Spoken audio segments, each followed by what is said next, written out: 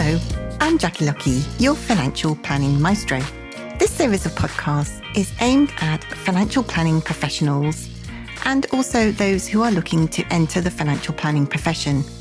We will be talking during the podcast about all things Certified Financial Planner certification related, talking to other CFPs around the world, and also we will be dropping in on some new entrants who've just entered the financial planning profession, and we'll be checking up along the way on a regular basis with them to see how they're getting on. I hope you enjoy today's podcast. Hello and welcome. I'm Jackie Lucky, your financial planning maestro. And today I am joined by a very special person who's recently passed his Certified Financial Planner license. And we are going to talk about his journey along the way, all the ups and downs, and he's going to share a number of tips with you during today's interview. I'd like to introduce you to Kyle Glowacki. Hello, Kyle. Hi, how are you? I'm very well, thank you. How are you? Very good, thanks. Welcome to the show, and thanks again for agreeing to be interviewed. We're here to talk about your journey to becoming a certified financial planner in the UK, and the firm that you work with, Cavendish Ware. They're doing financial planning, or is this financial advice with broadening into financial planning at the moment? No, we do financial planning. We've always been a financial planning-led firm, and then investment management comes second. So, yeah, that's one of the reasons why I joined Cavendish Ware. Right, okay. Right, well, we're going to talk about that during the interview, aren't we? So, but before we get into where you are now and what you've been up to over the last 12 months or so, I'd like to start at the very beginning and just give us a quick potted history about how you got into the financial planning profession. So I first got into financial planning. It was my final year of university, which was 2011. Feels a very long time ago. I could do an internship at any company that I wanted to. I had a friend that was working at Liberty Life, which is a big financial planning corporate in South Africa. And he was able to get me into the internship there for 6 months. And I got to sit with him in various meetings, and he mainly did protection planning. I just found it interesting, all the questions that he'd be asking all his clients. And it was genuine questions about, caring for someone and trying to look after their families, should anything bad happen to them. And I just found it fascinating, a job where you can add real value and get paid for it. So that sparked my interest in financial planning at the time. Wow. And because South Africa also has the CFP as well, was that kind of not on your radar, a bit too early for you at that time, I guess? A bit too early at that time. So I was still in university where I did my degree in business management and marketing. So once I graduated, I went and worked for Old Mutual. I was there for just short of a year, and then I got into a graduate program with Barclays Africa, which is ABSA Bank in South Africa. They started something called the ABSA Advisor Academy, where they put you in quite a comprehensive training program for 12 months. And once you complete that 12 months, they put you into a branch. You're working for the bank. But at the same time, that's where I started my original CFP journey through the University of Free State and the Financial Planning Institute. Wow. And so how did you come to be in the UK? How did you get over was it job related to get over from South Africa to the UK? No. So at the time, me and my wife had just got married, and we thought, let's go on an adventure. And the UK was the obvious place. Jade was also working for Barclays Africa, so she was actually able to get an internal transfer. So we chose the UK. I had a British passport because my mum was born in Manchester. All my friends had moved here before me. So we thought, let's go there. We've got a great support base already. So it was quite an easy move in the end. And originally when I got to the UK, I thought I was actually going to recreate myself. I'm not going to get into financial planning. I want to do something new. But after a couple of months, I fell back into it. Yes. And then how did you get in, obviously from the big corporates, having, as quite a lot of us did, start off at big insurance firms, learning some of the detail, getting the interest. What made you want to, pursue that career in financial planning, perhaps with a smaller firm? Oh, it's a really good question. I remember guessing here and having my first meeting with the recruiter. And he looked at my CV and he said, the only thing I have going for me at the moment is my accent. And I can't remember if that was a compliment or he's giving me a hard time, but basically my experience and my qualifications back home didn't really mean anything, coming to a new country. And although I had the CFP designation, I thought, this is something I can just go anywhere in the world with. But it's not as simple as that. I basically had to start from scratch from the very beginning. So initially, I started working for an SJP partner practice, and I literally had to start from the beginning. So I couldn't be a financial advisor from where I left off in South Africa. I had to start off it was a hybrid role because it was quite a small partner practice. So it was a client support and paraplanner role. And after 18 months of being there, I started my CFP journey through the CISI during that time. So doing my level 4 qualification. And once I passed that, I was able to apply for the cross-border designation transfer or something like that. Yep. And that allowed me to carry over the designation at the time. Okay. And so obviously you were a CFP. So what was there a specific reason that you embarked on the CISI level 7 case study for the financial plan then? Yeah, I think at the time it felt, I don't know the best way to describe it. It felt almost too easy. I'd only been in the UK for 18 months. I did the 3 exams for CISI, the level 4, and I thought you've got so much more to learn and you've got the CFP designation. And I don't know if it's imposter syndrome, but I felt like, no, you got to do the full thing. If you've done CFP before, you can do the full process. So I did the level 6 and then I did the level 7. And just something inside of me saying, if you want the designation, you've got to do the full journey. Yeah. As silly as that sounds, yeah. So part of me said, let's go for it. And I guess, in a way, in order to be a practicing certified financial planner, you do need that kind of level 6 amount of technical knowledge, don't you? And then it's about applying it.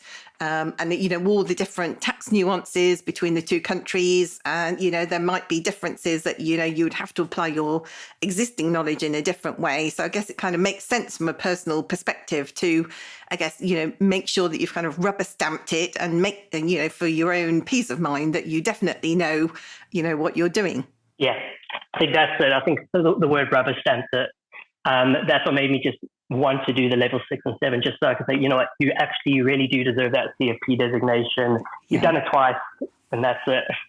Yeah, twice. Yes, there are not many people in the world, Kyle, who can say that they've done the CFP twice. So I think you stand definitely in the minority across the world on that one. So congratulations on getting that twice over. So tell us about your experience with, first of all, the level 6 exam, and then obviously we'll go into a bit more detail about the level 7. So with the level 6 exam as part of that pathway with the CISI, how did you find studying for that, and how did you find the exam itself? That's quite a few, 2 or 3 years ago that I did that. And I overall, I found the experience good. I've always had a positive experience with the CISI. I did a lot of my training or the extra exam support through Next Gen Planners. Yes. And I think you were involved in the level 6 course through Next Gen Planners. Yeah. We had the weekly meetings. And I just found that really, really helpful. It sets the expectations of what you're going to be going through, what to expect. And I always found that really, really useful. Yeah. And keeping you on track, wasn't it, really? Having that personal accountability, isn't it, to get the job done? Yeah, I think it's that, keeping you on track, but it's also, you have no idea what to expect. I think that's what I found most with the level 7. I remember registering for it, and then the CISI send over your case study, and then they also send over a sample financial plan. And I was like, oh, this is exciting. Let me open it. And when you see 60 pages, you're like, wow, that's quite overwhelming. I mean, my initial thoughts are, I don't think I can do this. Where am I even going to begin? And then once I started the course with you, I think from the beginning, you set those expectations, and that feeling of overwhelm almost just calms down quite a bit. And you're like, okay, I know what to do. Well, at least I know where to begin. Yes. Yes. And I think, it's overwhelming. And obviously in the ups and downs of doing the course, I say to everybody, don't I, at the start, you're going to love me and hate me and be frustrated by me and everything in between. And it's part of your journey, isn't it? Of those ups and downs of dealing with, what appears to be a relatively straightforward case study for the level 7, but actually the nuances, it is like doing a giant 3D jigsaw puzzle, isn't it? Yeah, it definitely is. I mean, there's a lot of moving parts in there. There's lots of different sections, and yeah, sometimes you just overthink it a bit, and it does get a bit overwhelming. But being able to break it down and have almost a blueprint of what to do was really, really helpful. Good. So let's delve into a bit more of how you find the case study. Did you have, are you the kind of person that is kind of lastminute.com, or were you pacing yourself? How did you work through the case study? Was it every evening, or did you have blocks of time that you set aside?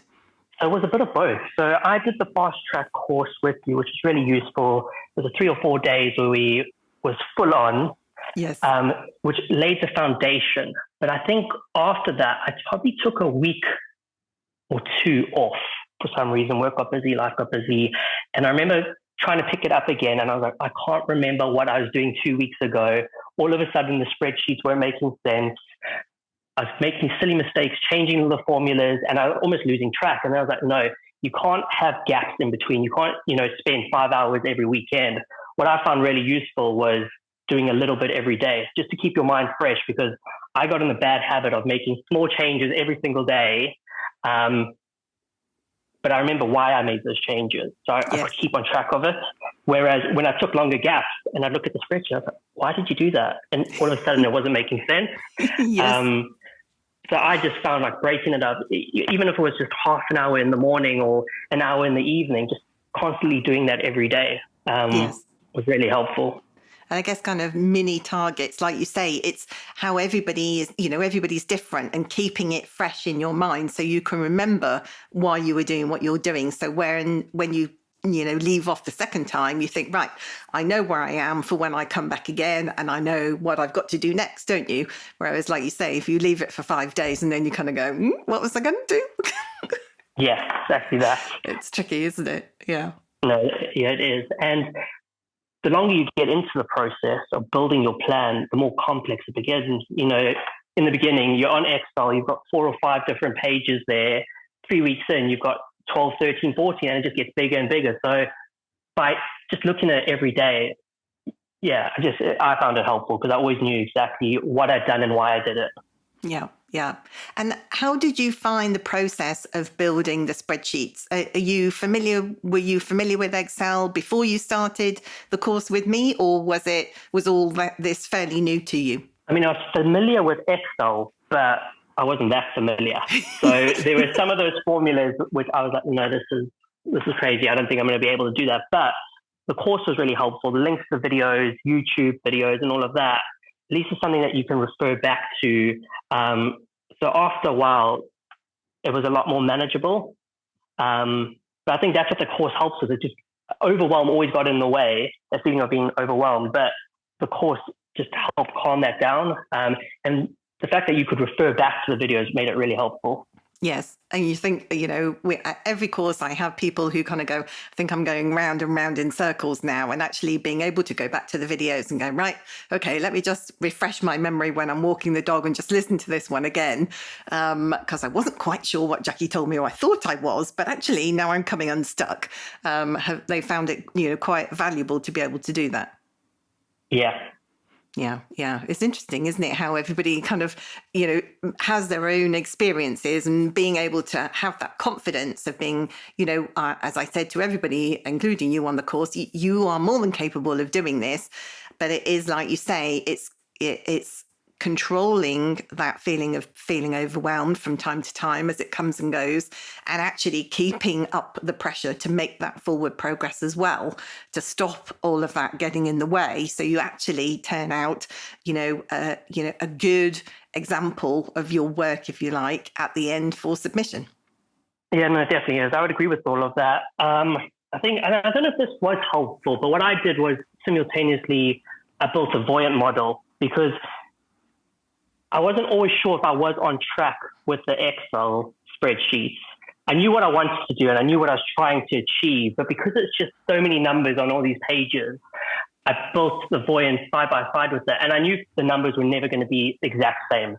But as long as I was kind of on track and both models were moving in a similar direction, I was like, that gave me a lot more peace and comfort. Like, okay, your numbers might not be 100% perfect, but what you're trying to do here is on the right track. Yes. Just kind of giving you a sense check along the way then.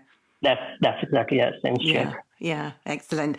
And so when you went through the case study, were there any particular bits that you found more tricky than others? Not really. I think the beginning, when you're building in all the assumptions and your initial formulas, I think that was the trickiest. But I think once you get that out the way, then you set a solid foundation to start building the rest of the spreadsheet. So I think it's that initial page of all the different assumptions. That was probably the trickiest. And then when you start fiddling around with the assumptions, remembering why you did it. But I got in the habit of, when I was going to be playing around with the formulas and assumptions, of saving another copy. So if I was going to be trialing something, I would save a copy and then play around with it on the copied version. And if that worked, then that would become the new master base plan. Yes. Otherwise, you can easly lose track of what you've done. Yeah, you can get in a mess quite quickly, can't you? Yes, as long as you don't end up with 10 duplicate copies. Well, and that happens. So you got to, that happened to me. I think there was about 10, but I had to label each of them and this is the most recent one used. So any tip I would give is delete the ones you don't need. Yes, absolutely. Yes, it's concentrating, isn't it? And that's goes back to time management and actually understanding how you as an individual will learn, so that you can go, right, okay, like you were saying, doing a little bit each day. And if that meant over the course of a week that you were creating, a couple of versions of that, then you knew by the time you get to the end of the week that actually you needed to delete the early ones because you were happy with what you've done. Rather than, keeping, I think that's the other fear, is that I think we all have this fear, is creating an Excel spreadsheet and then deleting it and then realizing that you needed it afterwards. Yes, that did happen a couple of times. Yes, I've done it myself. I've done it myself too. Yes, I just did it myself last week, actually, which wasn't very pleasing. But anyway, we've all been there. We've all been there. And so as you worked your way through the case study, you were just talking about assumptions there. Was that, how did you find getting your head around the assumptions at the start? Because as you said at the start of the plan, there's a lot of preparation, isn't there? Kind of building stuff and understanding assumptions and writing up your assumptions and thinking through why you're going to pick the numbers you're going to pick. Did you find assumptions, particularly, as you know, it's my favorite subject, but did you find that an easy process to take on, understanding how maybe, different firms or where you're working at the moment might not use assumptions the same way as what's expected in the assessment? I'm not sure. I found that section, in my head, the assumptions made sense, but it's for me to be able to explain it to someone else and to justify it. And that was sometimes the challenging part. So I think that's where I put probably a bit more detail of when I put my assumptions down, trying to justify each assumption, why I use that. So who was ever reading the case study, whether it's going to be the client or the person who was marking it, it made exact sense to them. So I did pay a bit more attention to that section of the case study. Yeah. And so obviously you start building your spreadsheets, and it's kind of death by spreadsheets, isn't it? For, probably a month or so of your life, all the ups and downs of doing that and adding in different assets and realizing whether you've made a mistake or not and going back and amending it and everything. So then how did you feel when you got to the end of your spreadsheets? Did you feel that, there was light at the end of the tunnel then? Yes and no. Because it didn't feel like I was ever going to be getting to the end of the spreadsheet, because I kept going back. And I think you even warned us that once you said there's going to be a certain time where you can't make changes anymore. You just got to get onto it and you got to start writing your reports and, actually writing the case study. And I didn't listen to that. I think on the day of submission, I was still making changes. But what I did throughout the whole process was I knew what all the headings of the report had to be. So although I was working on the spreadsheet, I had all the headings, on a Word document. And every time I was doing something in the spreadsheet, whatever ideas or thoughts that were going through my head, I was just jotting them down under those different headings. Yeah. So when it came to actually writing the case study, that was probably the easier part because I had a lot of information already down there. It was just ideas, but it just helped making the actual writing of the report a lot easier. Yeah. Because I had the blueprint for what I wanted to do, what I wanted to say, and why I was saying it. Yes. And I think also along the way, you pick up the anomalies and nuances of the case study about why the client said, I hate paying tax or whatever it is, that you can jot that down. Well, I'm doing this because this is what you've said. So it's kind of out of your head as well, isn't it? You're not trying to remember everything all at the same time. Yeah. Yes, I think I always, recommend having somewhere. I say quite a lot to a lot of people is to have two lists of, pop in those subheadings as we suggested with the write-up in the section of the course, and just keep popping in thoughts, things that I need to reiterate to a client, assumptions that I've made because of what they've said, and then, questions to ask Jackie, questions to ask other people in the group with you, questions to pop on, the community chat, so that you can start to clear up those issues as they're arising rather than, bottling them all up, for a week or so until you can get some answers. So moving on then, how did you find the whole process? Did it take you a long time to get everything finished? Yeah, I think it did. I mean, we did 10 weeks to do it. And that 10 weeks I thought was a lot of time. And in the end, it goes really, really quick. And I think by doing a little bit every day, that kept me on track. But even at the end of 10 weeks, the day before, even on the day, I was still rushing to get it all done. It all worked out in the end, but I don't think I don't think you can take time for granted unless you're one of those people that can go spend a whole weekend doing 8 hours at a time. But I just find if you did that, the gaps in between, you would lose track. There was also that element of, keeping up the pressure, isn't it? Because you run out of steam towards the end, and I say to everybody, as they are in part way through the process, are you fed up of your clients yet? Do you want to throw the case study in the bin? And the answer is normally yes and yes, but particularly by the time you get past the retirement, into the protection, and certainly in the estate planning that I normally recommend you do as the final piece, people are absolutely sick of their clients. Was the same sort of feelings going on in your head as well? Yeah, definitely. I mean, there's a few moments where I was like, I've had enough. Yeah, I'm done. I couldn't be bothered. But then a lot of hard work went into it from the beginning, and I thought, you just have to finish, And I think one thing to always remember is you're never going to feel 100% in control of it. A lot of the time, you feel like you're not on track, but it's funny, and you did mention this, towards the end, all of it seems to just come together. And that's normally right at the end, where it's like you've got your 60 pages and you start feeling a lot more positive about it. I mean, I was over 60 pages at one stage, so I was writing too much. And I actually had to go back and cut down a lot of the sections. But for most of the time, I didn't feel on track until those last couple of days. I'm like, okay, it feels like it's coming together. It feels like a proper financial plan. I wasn't feeling confident, but I was like, you're getting somewhere with it. Yes, yeah. And in its entirety, for your first submission, do you have a feel of how long it took you, all of those hours? I mean, I guess if you add up all those half hours and 1 hours here, there and everywhere, it's mounted up to quite a substantial amount of time. Yeah, so I think the text or the guide says it's going to take about 200 hours. And I wouldn't be surprised if it was close to that. Because, if you're putting in a couple hours every day, that does add up. And then on the weekends, you end up putting in a couple more. But I remember there were some nights I'd spend maybe 2.5 hours, and it would go really quickly. It'd feel like I've been working on it for 30 minutes. And it was probably only 5 minutes worth of work within the case study. So it is time consuming. So you just got to budget that time. Yes. And I think time management is absolutely key when you start the process, isn't it?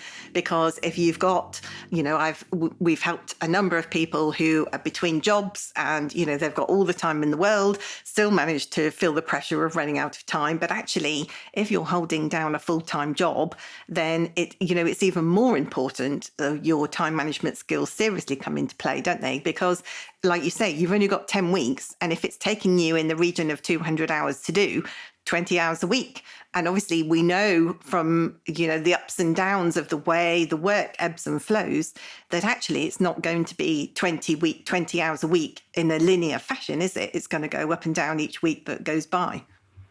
Yeah, exactly that.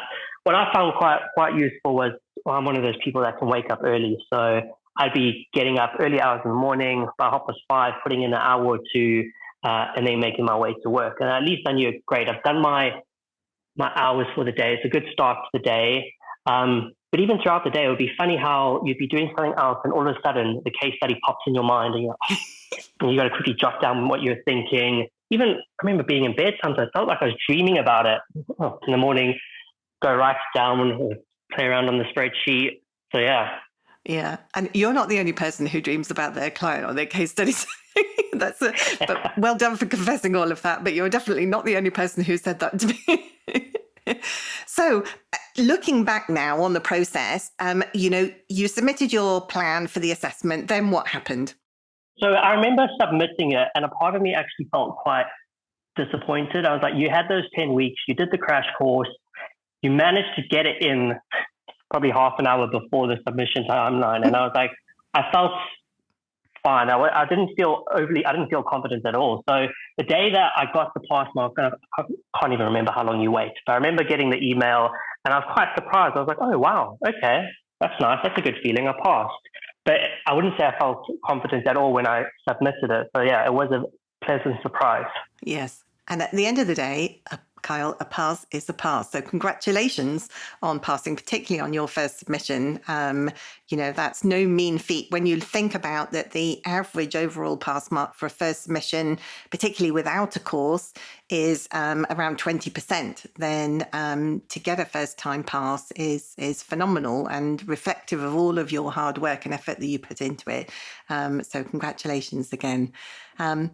Let's talk about now you've had a few months since you have passed and time to reflect on all of the process and the things you've learned, maybe the things you've learned that you think, actually, I could improve the way that I give advice in the future, or maybe you've learned things and you think, actually, I wouldn't want to do that again.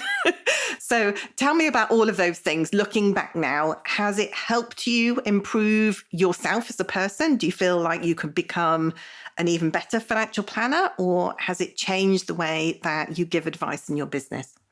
So I wouldn't say it's changed the way I give advice or the way I work because it's the second time doing the CFP. I learned a lot of these skills at a much younger age, although working within the bank environment, you don't always do holistic financial planning. But being at Cavendish Ware, it's always been the way. So I think by doing this again, it's reconfirmed the skills I have and how I help my clients, and probably just improved it. So yeah, it's definitely been beneficial. Yeah. And do you find that some people have told me that in client meetings, particularly, that it's improved the way, the extra questions that they might ask clients.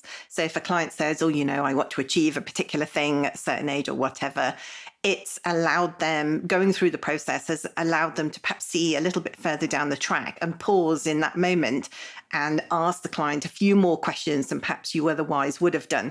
Do you think that has something similar happened to you, or not so much?